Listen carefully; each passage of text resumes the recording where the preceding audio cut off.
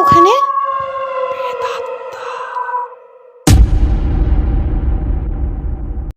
নমস্কার বন্ধুরা, আজকে যে ঘটনাটা আপনাদের বলতে চলেছি সেই ঘটনাটা আমার সঙ্গে ঘটা। যদি আপনাদের এই ঘটনাটি ভালো লাগে তাহলে চ্যানেলটাকে লাইক করবেন, সাবস্ক্রাইব করবেন এবং শেয়ার করবেন। আজ থেকে 3 বছর আগে একটা ফেসবুকের ছেলের সঙ্গে আমার ফেসবুকে কথা হয়। আমরা আগে বন্ধু হই, তারপরে কবে দুজনে দুজনকে ভালোবেসে ফেলি সেটা বুঝতে পারিনি। তারপরে বিয়ে। কিন্তু এর মাঝখানে ঘটে গিয়েছিল একটা ভয়ঙ্কর ঘটনা। প্রথম 2.5 বছর আমাদের মধ্যে প্রেম ছিল না, ছিল শুধু বন্ধুত্ব। ছেলেটার সঙ্গে আমি কথা বলতাম, তার গার্লফ্রেন্ড ছিল তখন, আর আমারও বয়ফ্রেন্ড ছিল। কিন্তু আমার বয়ফ্রেন্ডের অন্য জায়গায় বিয়ে হয়ে যায়। তখন আমি অনেক ভেঙে পড়ি এবং তখন আমাকে ওই ফেসবুকের ছেলেটাই অনেক সাহায্য করেছিল। এখানে একটা কথা বলে রাখা ভালো, ওই ছেলেটা ছিল মুসলিম আর আমি ছিলাম হিন্দু। তার গার্লফ্রেন্ডের সঙ্গে সেই ছেলেটার, ফেসবুকের যে ছেলেটা ছিল তার সঙ্গে তার গার্লফ্রেন্ড কী জন্য ব্রেকআপ করে নিয়েছিল সেটা আমায় বলেনি কোনোদিনও। ব্রেকআপ হওয়ার কিছুদিন পরে আমরা দুজন রিলেশনে চলে আসি। বেশ দিন কাটছিল, মাস কাটছিল।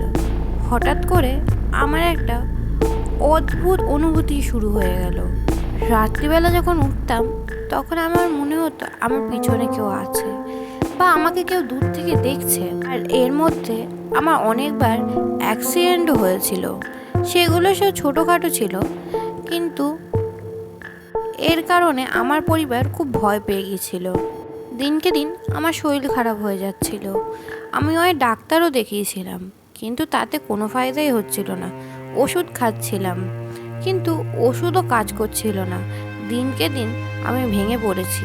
আমার মা হিন্দু হলেও মুসলিম ধর্মের ওপর ওনার বিশ্বাস ছিল, তাই উনি একজন ওঝার কাছে আমাকে নিয়ে গেল। কিন্তু যেদিনকে আমার মা ওঝার কাছে গেল সেদিনকে সেই ওঝা সেখানে ছিল না। তাই আমার মা হতাশ হয়ে আবার বাড়িতে ফিরে আসে। আমি খুব রাতে ছাদে থাকতাম, প্রায় 1:30-2 অবধি। কিন্তু আগে আমার ভয় লাগতো না, কিন্তু এখন আমার ভয় লাগে। মাঝে সাঝে মনে হয় অন্ধকারের মধ্যে থেকে একটা মুখ এসে হা হা করে হাসে।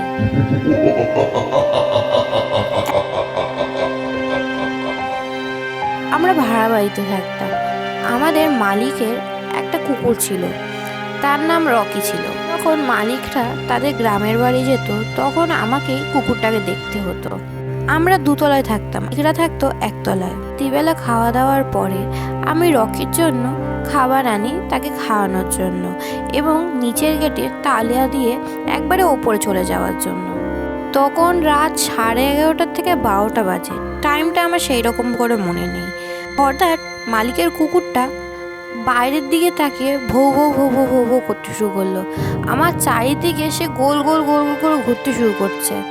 আমি বুঝতে পারছি না, আমি ভয় পেয়েছি, কিন্তু আমি ভাবছি কুকুরটা হয়তো কিছু দেখেছে, বিড়াল টিড়াল, তাই জন্য এরকম করছে।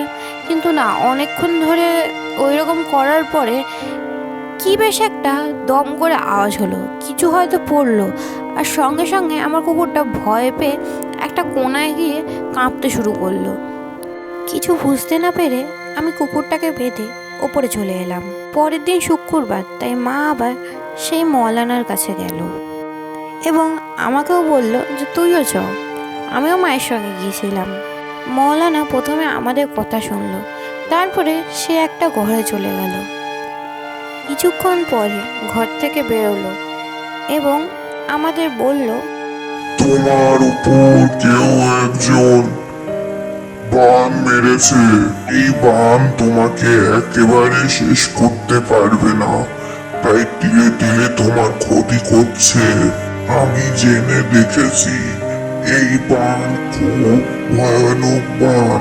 তোমার উপর জিন পাচার করা হয়েছে, আর এই বান তোমার উপর মারা হয়নি, মারা হয়েছিল অন্যের উপর। কিন্তু সেই বান তার উপর কাজ করেনি বলে তার প্রিয় মানুষটার উপরে মারা হয়েছে। এইসব শুনে আমরা হতবাক হয়ে গেলাম এবং আমায় কিছু ঝাড়ান ঝোড়ান করে পোড়া পানি দিল। এবং খাওয়ার পর আমার আর কোনো অসুবিধা হলো না। পরে জানা গিয়েছিল ওর গার্লফ্রেন্ড ওর ওপরে বান মারতে গিয়ে আমার ওপরে রাগে ক্ষিপ্ত হয়ে এই কাজটা করেছিল। কিন্তু ওই কথা আছে না, যে যারা ভালো হয় তাদের কোনোদিন কেউ কোনো ক্ষতি করতে পারে না। তো আমাদের কোনো ক্ষতিও করতে পারিনি। আমাদের সেরকম কোনো ক্ষতি না করতে পারায় ও খুব পস্তেছিল।